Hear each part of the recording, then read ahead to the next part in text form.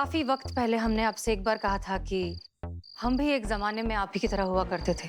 हर छोटी बात पर गुस्सा, मारामारी, वायलेंस। हमारे लिए एक स्लोगन भी फेमस था कि अच्छे अच्छों को आ जाए पसीना, जब अपने पर आ जाए हसीना। जी याद है।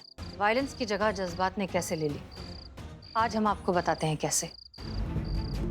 रतनपुर थाने में हमारी पोस्टिंग थी। वहां एक रात अचानक हमें एक फोन कॉल आया कि पासी के झुग्गी झोपड़ी के कुछ बदमाशों ने एक मेडिकल स्टोर पर कब्जा कर लिया है।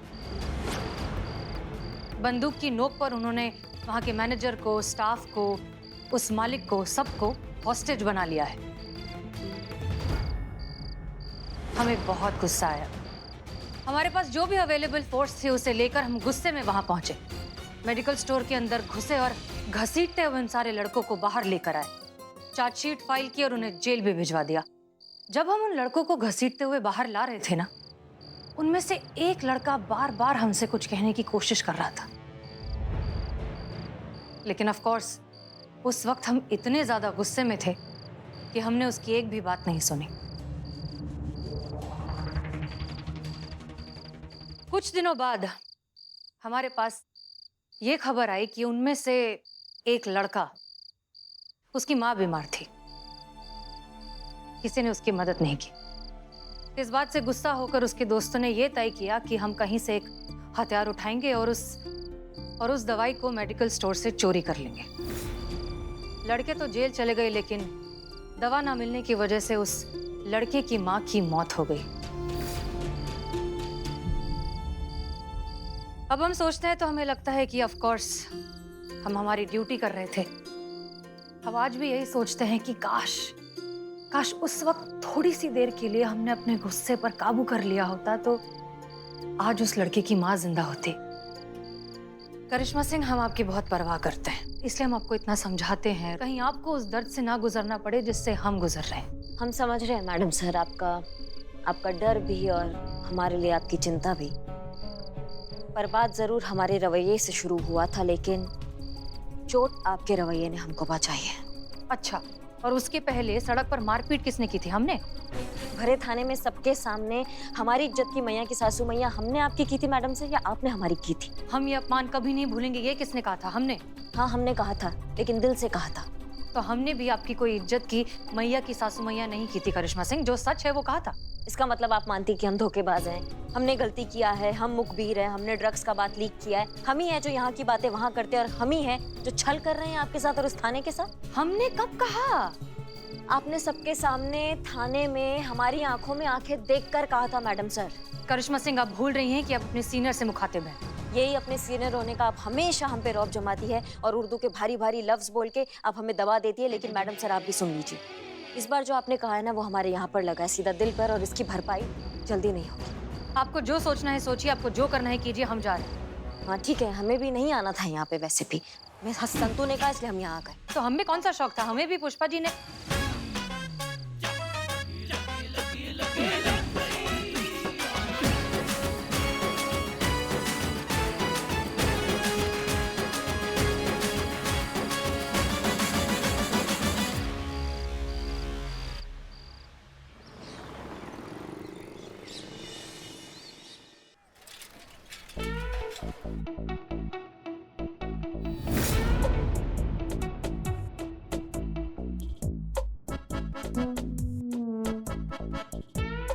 अरे क्या मुंह बना रहे हैं दीवान जी, क्या हुआ? 200। अब ये मशीन देखा तो उनकी याद आ गई। याद आ गई मतलब दीवान जी? अब कहाँ रहे? सॉरी दीवान जी। अरे नहीं सर, शानपुर से शिफ्ट हो गए, फरीदाबाद चले गए। फूफा तो है अभी। दीवान जी, आप मेरा बीपी चेक कर रहे थे ना? चेक तो कर रहा हूँ सर, पर यहाँ जो देख रहा हूँ ना, बिल्कुल सही नहीं है। खत्म, डेड। क्या बात कर रहे हैं दीवान जी? क्या खत्म, क्या डेड? सर ये मशीन खत्म, काम ही नहीं कर रही है।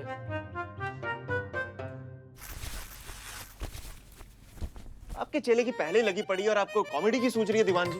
अरे ये नहीं कि कोई ढंग का आइडिया बताइए हमें, ताकि कुछ ऐसा कोई पॉसिबिलिटी हो जाए कि ये थाना हमारे हाथ लग जाए और हमारी दीदी को ये ना पता चल पाए कि हमने झूठ बोला था कि ये थाना हमारा हो चुका है और वो हसीना मलिक अपनी टीम को समेट के यहाँ से जा चुकी है।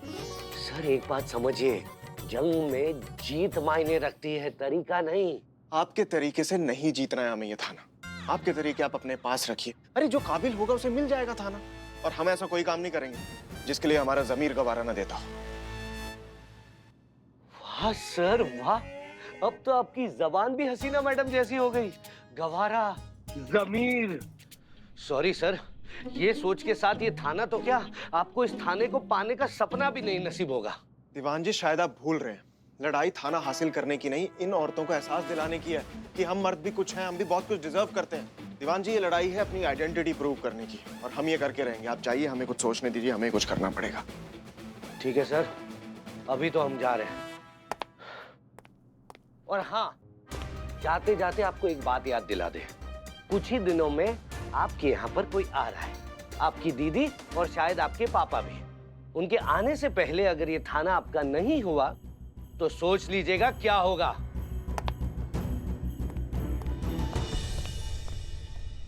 हसीना मैडम कहाँ है?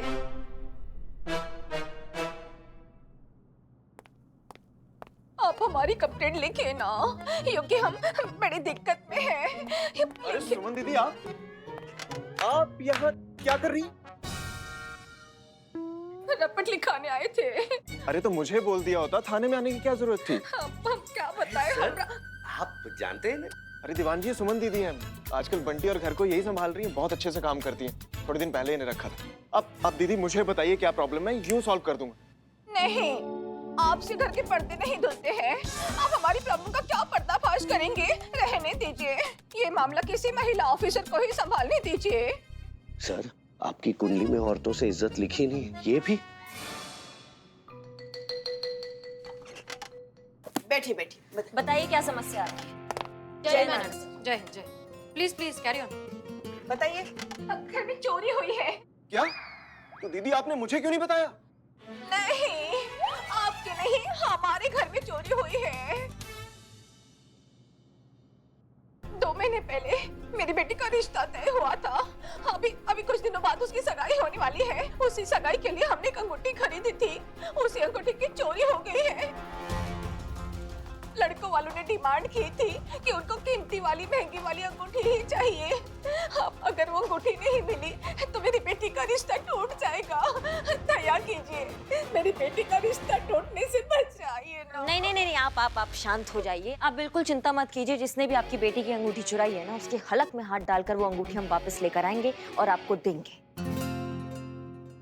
लेकिन हमें एक बात का बहुत ज्यादा आश्चर्य हो रहा है, वो ये कि सगाई में जो इतना महंगा अंगूठी डिमांड कर रहे हैं, शादी में तो आपकी खाली खींच लेंगे वो लोग। नहीं मतलब ऐसे लालची लोग, इतने लोभी लोग, इनकी सुताई होनी चाहिए मार्केट में सबके सामने। ऐसे कोई दहेज कैसे मांग सकता है, आप समझ रहे हैं? और नहीं तो क्या, पता है आपको, हमने हमारे लल्ला की शादी में ना 1 रुपया तक दहेज नहीं मांगा।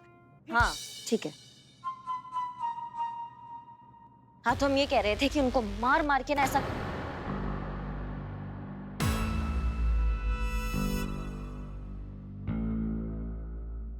मतलब आपकी बेटी का पूरा जीवन का सवाल है, तो इसलिए हम थोड़ा मतलब बीच में ऐसे दखल नहीं कर रहे थे, सिर्फ पूछ रहे थे आपसे। आपको किसी पर शक है? कोई आपका दुश्मन या फिर कोई घर का सदस्य जो ऐसा काम कर सकता हो? नहीं, यही तो समस्या है। सबसे ज्यादा पीड़ा वो इंसान दे देता है जिससे आप मलहम का उम्मीद करते हैं। आपके भरोसे का ना पुंगी बजा देता है वो इंसान, और वो इतना असहनीय दर्द होता है ना कि कोई भी मलहम उसका इलाज नहीं कर पाती है। बिल्कुल सही कह रही हैं मैडम, हम इनसे बिल्कुल 100% अग्री करते हैं। वो क्या है ना कि रिश्तों की इमारत बनावटी ईंट पर नहीं, भरोसे की नींव पर बननी चाहिए। अगर भरोसा नहीं रहा तो एक न एक दिन वो इमारत और वो रिश्ता टूट ही जाएगा ना। युक्ति, आप लोग क्या कह रहे हैं? हमारी तो कुछ समझ में नहीं आ रहा है। संतोष शर्मा, ये केस अब आप हैंडल करेंगी।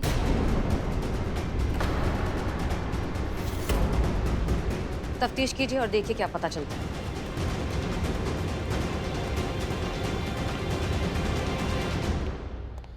दीदी आप मुझे बताइए ना, कब हुआ ये सब? देखा सर, देखा आपने, आपके रहते हुए भी ये केस का चार्ज संतोष शर्मा को दे दिया। हाँ तो आप ही की तो करतूत का नतीजा है ये दीवान जी। ना ही आपने बेचारी करिश्मा सिंह की वीडियो को अपलोड किया होता ना। सर धीरे धीरे बोलिए, ना ही आपने वीडियो अपलोड की होती, ना ही हसीना और करिश्मा सिंह के बीच में दरार पड़ती, और ना ही इस थाने में ऐसी नेगेटिविटी फैलती। दीवान जी, अरे दीवान जी, हमें थाना जीतना है। ऐसे सियासती खेल से इस थाने की मासूमियत नहीं छीननी है हमें। अब आपको हम ऐसे लगते हैं कि क्यों किया आपने ये सब? सर आप ऐसे नहीं हैं, पर प्लीज धीरे से बोलिए ना सर। अगर किसी ने सुन लिया ना तो आज ही मेरा ट्रांसफर या लाइन हाजिरी हो जाएगी सर। इसी लायक हैं आप।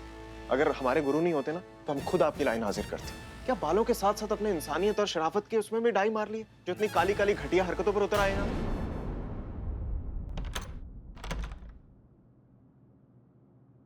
सर नीचे है वो फाइल। सर देखिए सर, हमें नहीं पता था कि बात इतने आगे तक बढ़ जाएगी। और सर हम मानते हैं कि हमारा प्लान मजबूत नहीं था, लेकिन उनकी दोस्ती भी तो कमजोर थी ना सर। सर बिना भरोसे की दोस्ती और बिना आत्मा का शरीर। मतलब कहां से आ रही है आपके अंदर इतनी नेगेटिविटी दीवान जी? कोई शहर में नया दोस्त बना? नहीं नहीं सर, कोई दोस्त नहीं बना। सर हम मानते हैं कि हमसे गलती हुई है, बहुत बड़ी गलती हुई है। गलती नहीं दीवान जी, पाप कहते हैं इसे। हाँ ठीक है सर, पाप ही कह लीजिए। पर सर इस पाप को धोने के लिए हमारे पास एक बहुत ही बढ़िया आइडिया आया हुआ है सर। ये आइडिया अप्लाई करने से सर आपकी दीदी आने से पहले ये थाना आपके कब्जे में होगा। अरे आपके सर प्लान... एक बार बात सुन तो लीजिए, एक सवाल का जवाब दीजिए। एक औरत के जीवन में सबसे इंपॉर्टेंट चीज क्या होती है? बोलिए बोलिए, क्या होती है? उसकी पहचान? नहीं सर, उसका घर, उसका पति, उसकी घर गृहस्थी।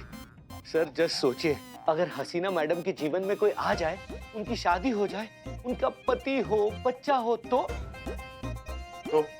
सर कहाँ वक्त मिलने वाला है उनको? कहाँ वो बेफिजूल की थाने को जीतने की लड़ाई लड़ने वाली है? तो सर अगर एक बार अपना पति, अपना बच्चे उन सब में बिजी हो गई तो क्या क्या दीवान जी? तो सर आपको बस इतना करना है कि आपको हसीना मैडम को शादी के लिए मनाना है। अगर एक बार हसीना मैडम की शादी हो गई तो हमारे रास्ते से हमेशा के लिए कांटा साफ, और ये थाना पूरा आपके अंडर में।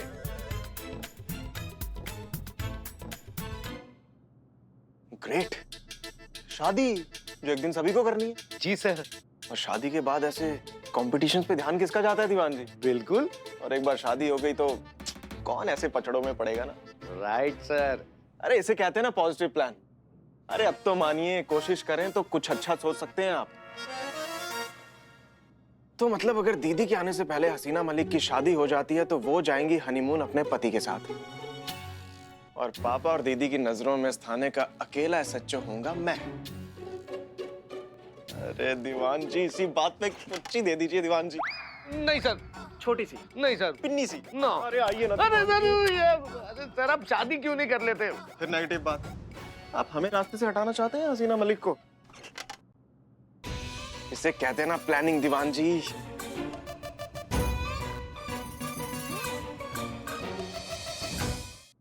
तो फाइल ठीक से नहीं रखते हैं ये लोग।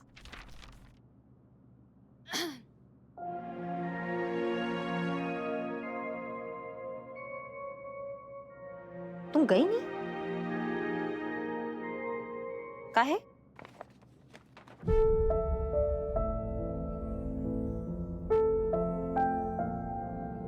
क्या बोलना है? मैडम सर ने जब से ये केस दिया है ना, मुझे बहुत खराब लग रहा है मैडम,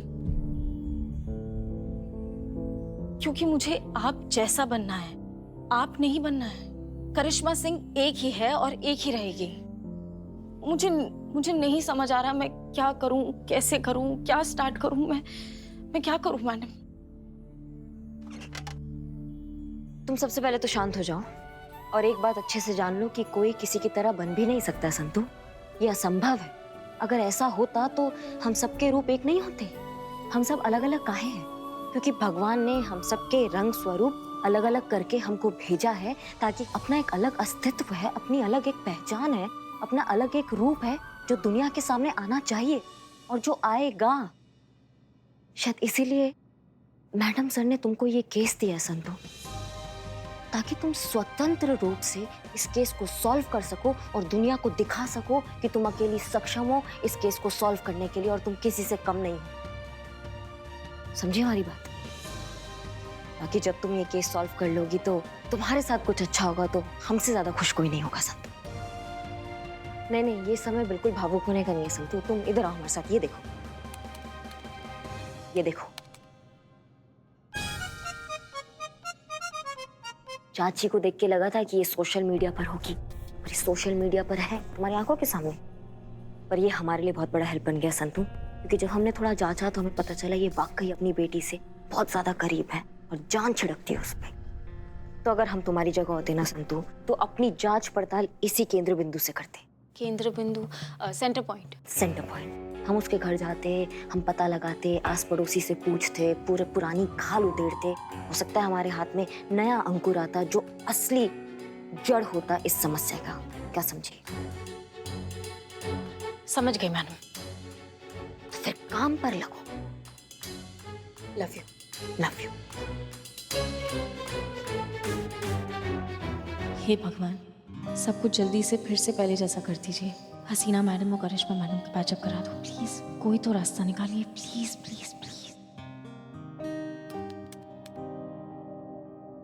जाओ ना। जय हिंद। जय हिंद।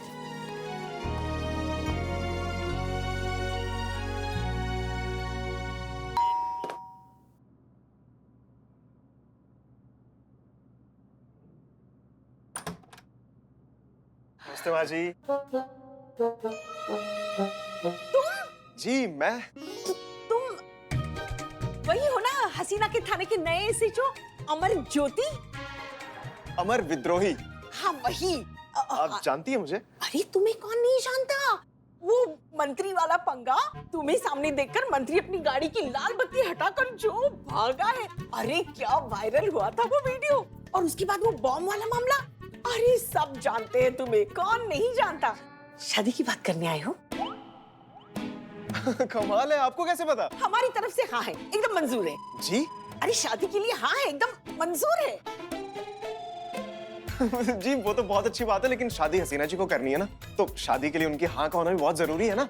अरे वो कैसे हाँ नहीं करेगी? हम है ना, हम देख लेंगे उसे। बस उसकी भी हाँ ही समझ लो। आंटी जी अंदर आके बात करें प्लीज। अरे देखो हम भूल ही गए। आइए ना, आइए बैठिए ना, आइए, बैठिए। बैठो बेटा। माँ जी ये दीवान जी। मंजूर है जी? तुम्हारे साथ जो भी है सब मंजूर है।